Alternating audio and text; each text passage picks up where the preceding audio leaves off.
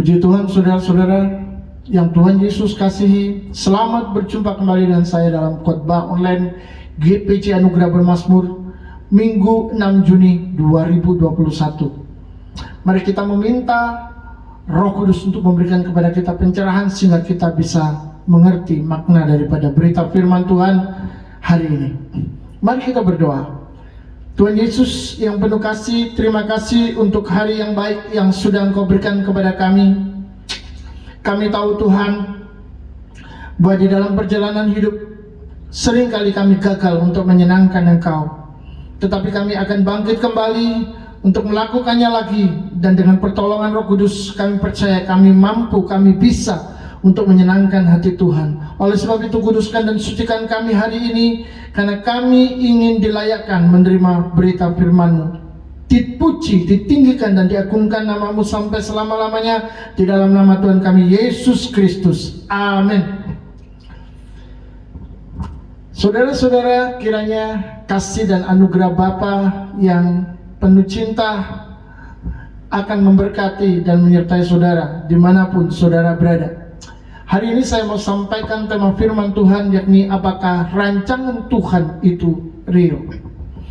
Apakah rencana Tuhan itu nyata bagi kita? Saya percaya bahwa saudara adalah seorang yang mengasihi Tuhan, dan tentu saja saudara akan selalu berusaha untuk mendengarkan berita firman Tuhan, atau saudara berusaha teduh pribadi. Dan untuk hari-hari ini mungkin akan begitu banyak pengkhotbah-pengkhotbah yang menyampaikan firman Tuhan melalui media, melalui YouTube, melalui Instagram, dan melalui media-media lain, dan juga mungkin ada dari radio. Dan saudara-saudara, ketika saudara mendengarkan firman Tuhan, ada satu pertanyaan: apakah saudara di dalam mendengarkan firman Tuhan, saudara mendengarkan tentang janji-janji Tuhan? Mendengar tentang rancangan Tuhan yang indah dalam hidup saudara? Pertanyaannya adalah, apakah menurut saudara rancangan itu, rencana itu, janji-janji itu yang berasal dari Tuhan adalah nyata? Atau itu hanya sebuah konsep teologi biasa, atau bahkan itu cuma sebuah filsafat saja yang tidak ada artinya terlalu dalam untuk saudara secara pribadi? Hari ini kita akan belajar mengenai apakah rancangan Tuhan itu real. Saudara-saudara, pernahkah di dalam kondisi yang begitu baik, tiba-tiba karena hal kecil saja segala sesuatunya berubah menjadi runyam? Akhirnya pekerjaan saudara terhambat, kehidupan sosial saudara terganggu, dan segala sesuatu menjadi tidak damai lagi. Kelanjutan dari semua itu mungkin adalah saudara menjadi marah dan suka marah-marah, atau saudara ingin sendiri dan tidak mau ketemu yang lain. Saudara merasa semua jadi tidak terkendali dan mengalami kebosanan hidup. Suatu kali ada satu persoalan kecil yang mengganggu pikiran saya, tapi saya mencoba abaikan itu karena ada suatu pekerjaan yang harus diselesaikan. Lalu saya membuka komputer, dan tiba-tiba saya menghadapi masalah lain lagi. Komputer saya tidak bisa digunakan. Saya sudah coba berkali-kali, saya sudah coba berulang-ulang. Tekan sana, tekan tombol sini, tetap saja nihil. Akhirnya komputer saya matikan, saya tutup, dan saya kembalikan ke tempatnya. Saya menyerah. Tapi puji Tuhan, Tuhan itu baik, saya masih bisa pakai laptop atau komputer anak saya. Tapi ketika saya buka, ada masalah lagi, dan saya menjadi begitu tegang. Kenapa? Karena saya sedang mengejar waktu. Untung Tuhan baik, akhirnya komputer itu bisa digunakan lagi. Lalu saudara-saudara, dalam keadaan yang seperti itu, saya jadi teringat dengan surat Roma pasal 8 ayat 28. Saya membukanya, dan firman Tuhan berkata, kita tahu sekarang bahwa Allah turut bekerja dalam segala sesuatu untuk mendatangkan kebaikan bagi mereka yang mengasihi Dia, yaitu bagi mereka yang terpanggil sesuai dengan rencana Allah. Bukankah ayat ini menghibur? Bahwa apa yang saya alami bukanlah hal buruk. Karena Tuhan secara aktif ikut mengolah semua yang terjadi, apakah itu hal baik ataukah itu hal yang buruk, menjadi berguna bagi saya. Ini adalah luar biasa. Allah turut bekerja dalam segala hal untuk mendatangkan kebaikan. Tetapi ayat itu juga mengatakan, yaitu bagi mereka yang mengasihi Dia. Jadi Tuhan turut bekerja dalam segala hal untuk mendatangkan kebaikan bagi saya kalau saya mengasihi Dia. Pertanyaannya, apakah kategori mengasihi Tuhan? Di dalam Injil Yohanes kita menemukan Yesus berkata, barang siapa mengasihi aku, ia menuruti firman-Ku, ia menuruti perintah-Ku. Tetapi saudara, kalau kita melihat di dalam Roma pasal 8 ayat 28 ini dikatakan mereka yang mengasihi Dia, yaitu mereka yang terpanggil sesuai dengan rencana Tuhan. Jadi inilah mengasihi Dia itu menurut Roma 8 ayat 28. Jika saya termasuk yang ada di dalam rencana Tuhan, maka saya disebut yang mengasihi Tuhan. Masalahnya adalah bagaimana saya bisa ada di dalam rencana Tuhan. Di dalam Roma 8 ayat 29 ayat 30 diberikan jawaban yang luar biasa. Sebab semua orang yang dipilihnya dari semula, mereka juga ditentukannya dari semula untuk menjadi serupa dengan gambaran anaknya, supaya ia atau anaknya itu menjadi yang sulung di antara banyak saudara. Dan mereka yang ditentukannya dari semula, mereka itu juga dipanggilnya. Dan mereka yang dipanggilnya, mereka itu juga dibenarkannya. Dan mereka yang dibenarkannya, mereka itu juga dimuliakannya. Jadi bila saya dipilih oleh Tuhan, maka saya akan percaya kepadanya, saya akan mengasihi Dia. Kalau saudara dipilih oleh Tuhan, saudara pasti akan mencari Tuhan. Dan saudara akan mencintai Dia, saudara akan mengasihi Dia. Karena saudara terpanggil sesuai dengan rencana Allah untuk mengalami segala sesuatu yang baik. Mengapa? Karena situasi dan kondisi apapun akan diolah dan diatur oleh Tuhan untuk tujuan baik. Meskipun saudara mungkin saat itu secara real, secara kelihatan kondisi mungkin masih belum baik. Mungkin di dalam pekerjaan saudara sedang mengalami kekecewaan dengan bos yang tidak bisa menghargai hasil kerja Anda. Atau sebagai seorang pengusaha, Anda tidak bisa naik. Keadaan pandemi ini membuat saudara benar-benar drop. Keadaan tidak baik. Yang lainnya merasa tidak bisa berprestasi di sekolah. IQ-nya ya segitu saja. Saudara, ada hal-hal yang mungkin saja membuat kita berpikir kita berada di dalam kondisi yang tidak baik. Jadi bagaimana kita bisa mempercayai bahwa Tuhan turut bekerja di dalam semuanya itu mendatangkan kebaikan? Saudara-saudara, di dalam hal ini hanya ada satu cara, hanya ada satu jalan untuk mengerti kehendak Tuhan, yaitu iman. Dengan imanlah kita percaya Tuhan secara aktif bekerja untuk mengolah segala sesuatu, mengatur segala sesuatu untuk tujuan baik bagi kita. Jadi secara aktif Tuhan yang bekerja mengerjakan atau melakukan itu untuk kita. Mengapa? Karena kita sudah dipilih jadi anaknya. Itu sebabnya Tuhan akan merancangkan rencana-rencana besarnya bagi masa depan kita, karena kita anaknya. Dia memikirkan kita. Dia memikirkan masa depan kita. Dan saudara-saudara, kalau kita dipilih, kita harus tahu kata dipilih di situ mengandung konsekuensi untuk ditentukan menjadi serupa dengan Kristus, serupa dengan gambar anaknya. Jadi apapun yang Tuhan izinkan untuk dilakukan adalah bertujuan membentuk saya dan saudara menjadi seperti Yesus di dalam sifat dan hubungan intim dengan Bapaknya. Jadi kita akan dibentuk seperti Yesus di dalam sifat dan kehidupan intim dengan Bapa di surga.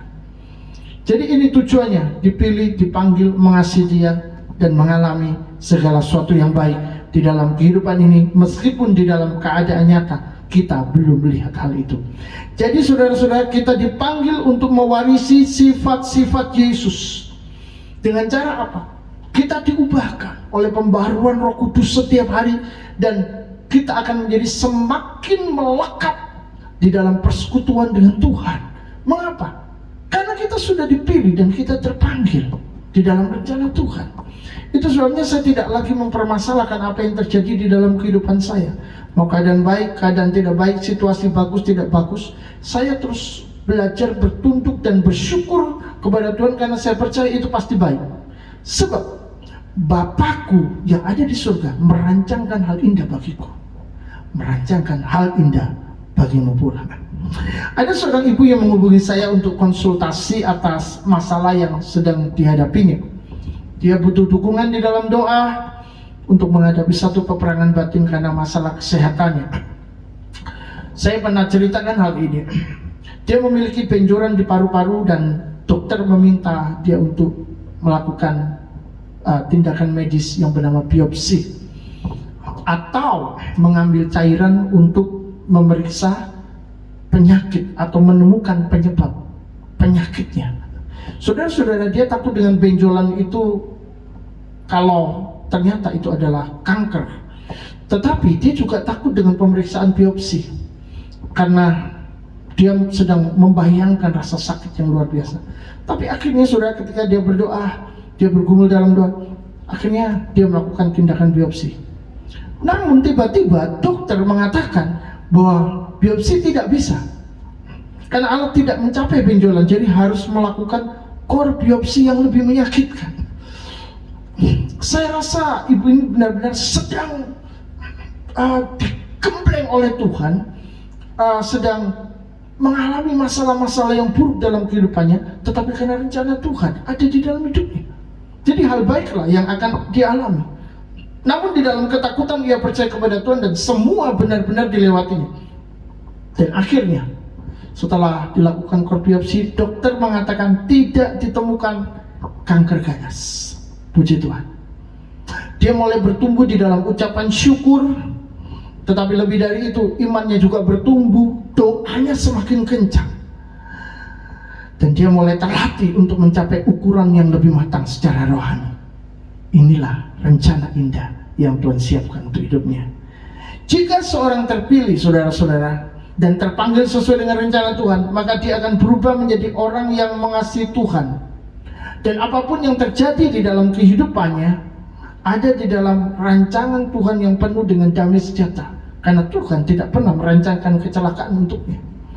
Dalam hal ini pun kita harus tetap percaya, karena rancangan Tuhan yang baik itu ditunjukkan.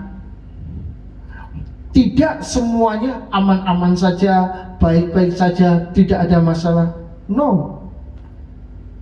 Rancangan Tuhan yang indah dalam hidup kita tidak berarti bahwa yang kita jalani ini nanti tidak akan ada hambatan, tidak akan ada masalah. Justru Tuhan membiarkan kita masuk di dalamnya. Mungkin kita ketakutan, mungkin kita menjerit, mungkin kita gemetar, mungkin saja kita kesakitan. Tetapi di dalam semuanya itu Allah mengolah, mengatur supaya itu menjadi sesuatu yang baik untuk kita. Sama seperti ketika saudara sedang mendisiplin anak Anda yang lagi belajar atau lagi belajar membaca. Secara sederhana, anak ini jadi kesal karena setiap kali dia harus ditanya berulang-ulang. Bahkan kadang dia dibentak, kadang dia dimarahi karena dia tidak bisa mengeja bacaan dengan benar. Tapi setelah dia bisa membaca, dia tahu, andai dia tidak didisiplin seketat itu, orang tuanya membiarkan saja, mungkin dia akan menjadi anak bodoh dan dia tertinggal dari teman-temannya yang lain.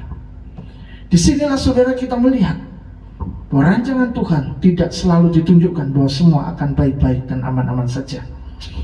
Itu seperti pasal, kelihatan tidak berbentuk dan kacau. Bahkan kadang-kadang seakan-akan itu sesuatu yang begitu buruk dan jelek.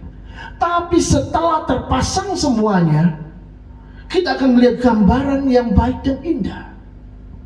Nah, di sana Tuhan akan berkata kepada kita, itulah rencanaku yang sebenarnya. Saya mendengar sebuah kabar di media sosial tentang potensi gempa 8,9 magnitudo dan tsunami yang tingginya maksimum 29 meter di Kabupaten Trenggalek dan waktu tiba tercepat 20 sampai 24 menit di Kabupaten Blitar, seperti yang dilansir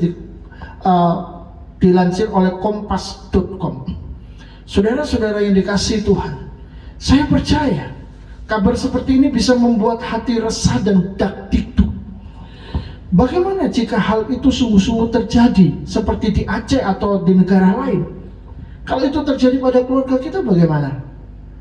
Atau jangan-jangan itu terjadi kepada kita? Saudara-saudara, wajar saja ada rasa takut dan resah. Tapi ketika kita percaya bahwa Tuhan merencanakan segala sesuatu yang baik untuk anak-anaknya, maka kita pun haruslah menyerah dan menerima yang Tuhan kehendaki terjadi dalam hidup kita. Sebab Dia tidak akan membiarkan dan meninggalkan kita. Hadapilah dengan iman, percayalah bahwa Tuhan tahu yang terbaik dalam kehidupan saudara. Ada seorang pemudi cat akan operasi dan dia berkata takut sekali. Mengapa? Karena ada kista di lehernya dan itu harus dipotong. Tapi saudara-saudara, dia juga punya ketakutan yang lain karena di dalam keluarganya berulang-ulang terjadi kematian. Dan dia sendiri bermimpi ada makam 2 kali. Dia bermimpi 2 kali ada makam, maksud saya. Dia menjadi takut, dia takut mati. Saya bilang itu adalah ketakutan jiwa. Saya meminta dia untuk mendengarkan lagu-lagu pujian lebih banyak, membaca Alkitab, menghafalkan firman Tuhan. Kan hanya dekat Allah saja aku tenang, kata Daud. Dan saudara-saudara, saya mulai berdoa bersamanya melalui telepon. 3 hari kemudian operasi dilakukan, kistanya dipotong. Puji Tuhan, dia hidup sampai sekarang. Dan akhirnya dari hasil pemeriksaan, kista itu ternyata tumor jinak, sehingga dia baik-baik saja. Puji Tuhan. Jadi saudara-saudara, ada intimidasi ketakutan dari setan, tapi itu dihancurkan. Dan firman Tuhan digaungkan untuk menyatakan kemenangan dalam setiap peperangan dalam kehidupan kita. Di dalam Yeremia 29 ayat yang ke-11 dikatakan, sebab aku ini mengetahui rancangan-rancangan apa yang ada padaku mengenai kamu. Demikianlah firman Tuhan, yaitu rancangan damai sejahtera dan bukan rancangan kecelakaan, untuk memberikan kepadamu hari depan yang penuh harapan. Jadi Tuhan itu punya rancangan baik untuk setiap anak-anaknya. Bahkan dia mempersiapkan hari depan yang penuh harapan, meskipun masa depan yang dijalani mungkin saja tampak kelabu. Kita melihat segala sesuatunya belum tentu baik, tapi kita percaya bahwa rancangan Tuhan itu baik dan Dia siap memberikan kepada kita hari depan yang penuh harapan.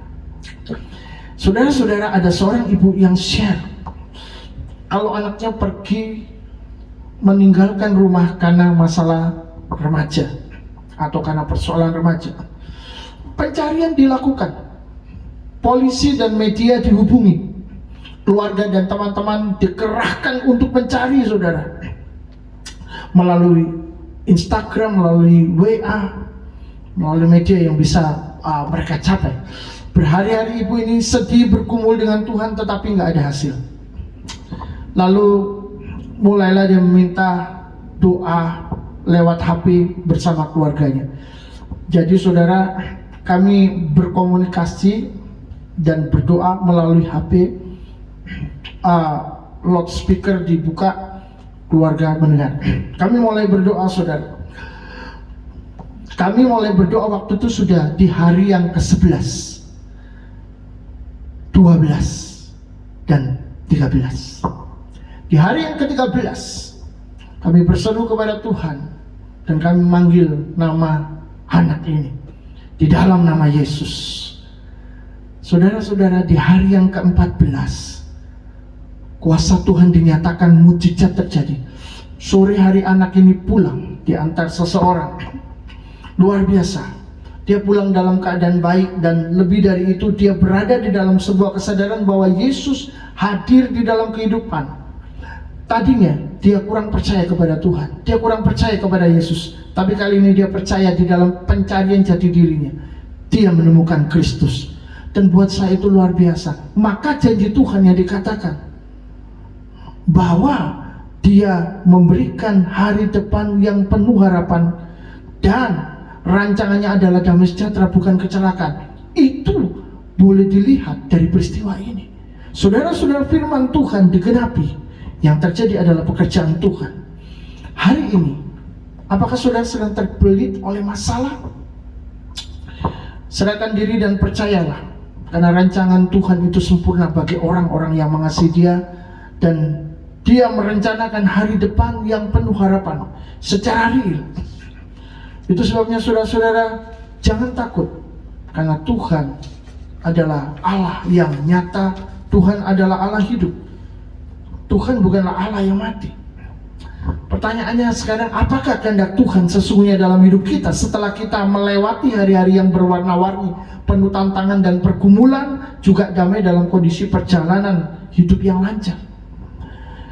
Saudara-saudara, bukankah semuanya itu diatur oleh Tuhan untuk membentuk kita menjadi pribadi seperti Kristus dan menyatu di dalam Dia serta berakar teguh di dalam iman? Kolose pasal 2 ayat yang ke-6 dan ke-7 kita akan membaca, kamu telah menerima Kristus Yesus Tuhan kita, karena itu hendaklah hidupmu tetap di dalam Dia. Ayat yang ke-7, hendaklah kamu berakar di dalam Dia dan dibangun di dalam Dia, di atas Dia. Hendaklah kamu bertambah teguh dalam iman yang telah diajarkan kepadamu, dan hendaklah hatimu melimpah dengan syukur. Di awal Juni ini saya terlibat di dalam sebuah kepanitiaan. Lalu ada sesuatu yang berkembang di sana bahwa kami melihat kebutuhan yang perlu dicukupi. Karena dana terbatas, mulailah dihitung kebutuhan tersebut mencapai 14 juta, saudara. Wah, bagaimana cara mencukupinya? Saat dirunding juga nggak ada solusi juga. Karena kami butuh dana, saudara ya. Kami butuh dana. Saya tidak tahu harus bagaimana lagi. Lalu akhirnya saya mulai berdoa meminta pertolongan dari Tuhan. Lalu ada berkat. Tetapi saudara-saudara, berkat itu masih jauh dari cukup.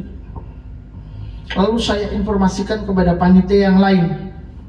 Salah satu hambanya berkata, kalau dananya nggak bisa menghandle semua, ya dibatalkan saja rencana ini. Lalu kita gunakan atau alihkan untuk yang lain. Ya sudah. Akhirnya saya menyerah kepada Tuhan, tapi tiba-tiba Tuhan mengubah yang tidak mungkin menjadi pasti. Saudara-saudara, Tuhan mengirim berkat penuh. Dana yang dibutuhkan 14 juta tercapai dalam hitungan hari saja. Tidak sampai berbulan-bulan. Kalau sampai berbulan-bulan maka itu tidak bisa. Oh, betapa bersuka citanya panitia termasuk saya. Saudara-saudara, kami melihat Tuhan itu memang luar biasa. Amin. Jadi saudaraku, mujizat tidak akan dialami kalau belum ada persoalan di dalam kehidupan kita. Tangan Tuhan tidak pernah gelombang dan badai itulah yang membuat karya Tuhan terlihat nyata dalam kehidupan ini. Ya, tapi percayalah bahwa di dalam ketenangan pun, ketika tidak ada apa-apa, sebenarnya tangan Tuhan tidak pernah berhenti berkarya untuk mengerjakan segala sesuatu yang baik di dalam hidup kita. Semua kesaksian ini, saudara, saya dimulai dari awal Mei sampai awal Juni. Itulah sukacita saya ketika berkumpul bersama-sama dengan mereka di dalam doa. Saya melihat karya Tuhan, mujizat Tuhan, kasih Tuhan, rancangan Tuhan untuk memberi hari depan yang penuh harapan kepada anak-anaknya secara real, nyata di dalam kehidupan. Saya melihat Tuhan di sana. Tentu ini membuat saya semakin bangga dan semakin mengasihi Tuhan. Dan saya berkata, Tuhan itu memang baik. Saudara-saudara, ada 3 poin yang bisa kita pelajari. Yang pertama, rancangan Tuhan yang baik diberikan untuk orang-orang yang dipilihnya.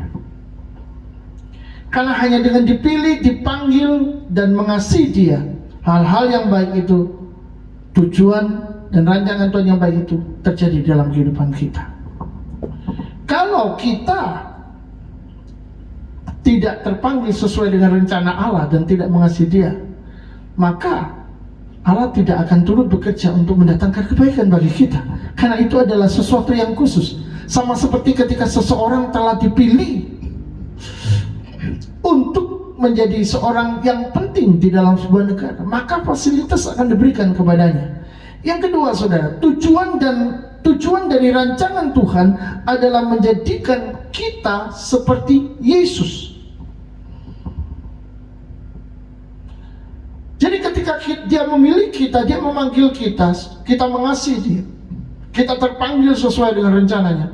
Hal-hal yang terjadi dalam seluruh kehidupan kita itu, baik-baik, baik buruk, itu semuanya untuk membuat kita menjadi seperti Yesus.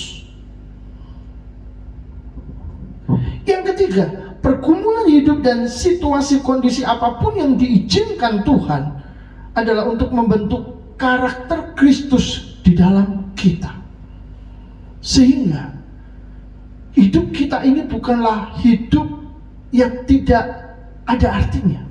Hidup kita ini adalah hidup yang bermakna, hidup yang penuh berkat. Mengapa? Karena walaupun kita ini manusia biasa, kita bukan apa-apa, tapi Tuhan sangat memperhatikan kita dan ingin berkarya di dalam hidup kita, ingin membentuk kita menjadi seperti putranya Yesus Kristus Tuhan kita. Dan itu adalah hal yang luar biasa. Kiranya firman Tuhan boleh memberkati saudara dan akan senantiasa membuat kita semua untuk terus bertumbuh di dalam Dia. Amin. Tuhan memberkati.